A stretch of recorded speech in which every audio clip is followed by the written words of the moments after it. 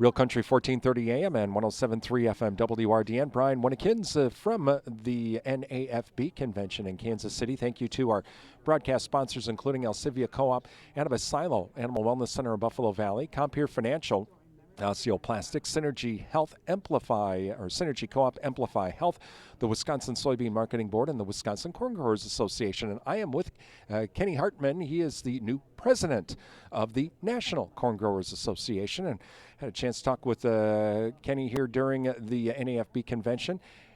Congratulations on becoming president. Must be an exciting time for you. Just became president in October, right?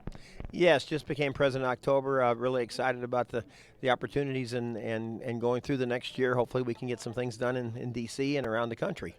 So what are some of the things you're hoping to get done in D.C.? Obviously Farm Bill is going to be one of them, but I think in the lame duck that's pretty much toast.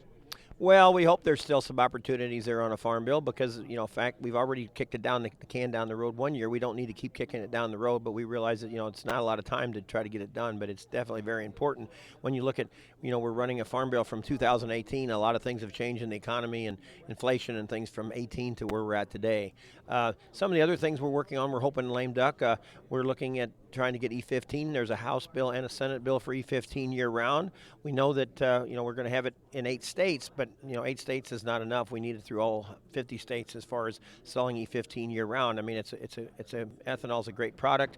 Any vehicle with 2001 or newer can put E15 in it. It's a cheaper fuel product, and we definitely think that needs to be done. Some of the other things we're working on, obviously, we need to work on markets. We're trying to, get more. Hopefully, we're hoping with a new administration, we're hoping to maybe get some trade agreements. I know the past. When Trump was president the last time, he was instrumental in USMCA and getting that done. So we're hoping maybe he can get some other of them done with maybe some Asian countries, India, and some of these type of areas we're working on.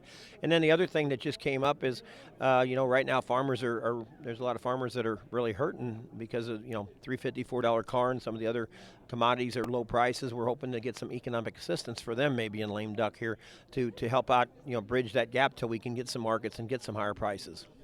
Talking with Kenny Hartman, he's president of the National Corn Growers Association. With some of these farm bill, the economic assistance, that sort of thing, is there the concern though that how do we pay for all of this? And because every group, whatever, doesn't matter what group it is, agriculture, in-town, industry, whatever, are all saying the same thing. But we have serious budget issues.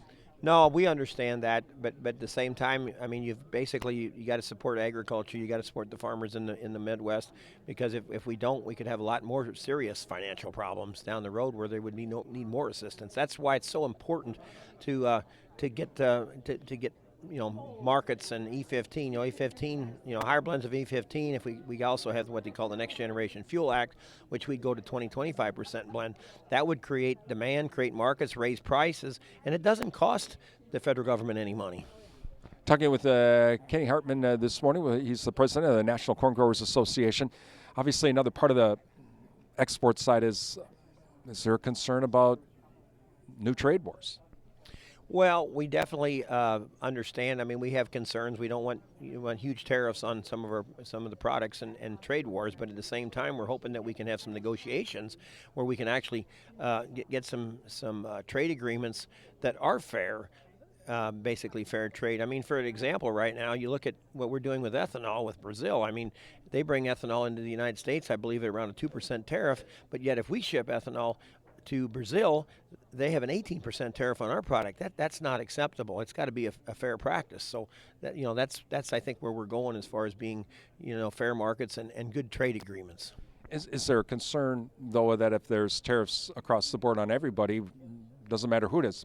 Let's say Mexico. There's been the threat of that. Mexico provides a lot of our corn.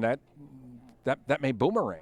Well, if you look at Mexico right now, we are under the USMCA trade agreement, and as long as they abide by that trade agreement, I mean, we're fairly good shape. Right now, they're our largest purchaser of corn, and actually since USMCA started, I mean, they are purchasing more corn. Now, we have had the issue with the GMO ban, especially on the white corn, but at the same time, USTR has taken that it's challenged that, and we're hoping to get some information here in the end of November, beginning December. We're hoping that goes our way, and then we need to make sure that our administration sticks to that and make sure that that everybody abides by that trade agreement. And for yourself as president, along with all of these things, are there other things you're hoping to do here over the next year as president? Well, I've been involved with Corn Growers many years. It's a grassroots organization. I'm really excited about getting to where I am leadership this year, and I just looking forward to meeting different people, having different relationship building across the country. One of the things that I've talked about what we're saying this year is building bridges is my policy. Process of basically building bridges with other commodity organizations, building bridges with other ag organizations, building bridges with for example the oil industry when we're talking about higher blends of ethanol and cleaner burning fuels. So I mean it's all about building bridges. It's all about working together and just trying to get things done as a whole, compromising where we can get things done by working together on similar interests. And of course we'll be doing a lot of stuff coming up just down the road here with Commodity Classic, not that far away in Denver. Yeah, I'm really excited about that. I know I was fortunate enough a couple years ago to be chairman of that committee and on that committee, and that is just a tremendous, Commodity Classic is just a great event we have. I look at it, it's got to be one of the highest events in the country when it comes to the ag industry. You go there, they got a great trade show. Last year John Deere unveiled a lot of new products. Some of the other companies are looking at unveiling products there. Basically, when you look at the industry people, there's the leadership of a lot of industry. You can walk in and ask somebody about a piece of equipment or ask somebody about, a product, and you're talking to the people that help design it, the people that are from the companies, not just a salesman. So I think that's great.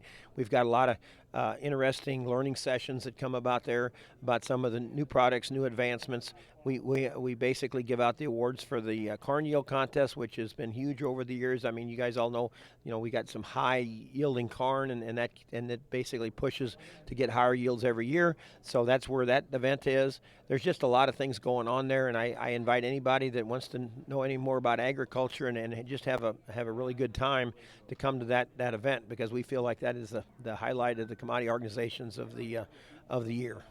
We'll be at Commodity Classic as well, coming up in March in Denver, Colorado as well. From the NAFB convention, I'm Brian Winnikins.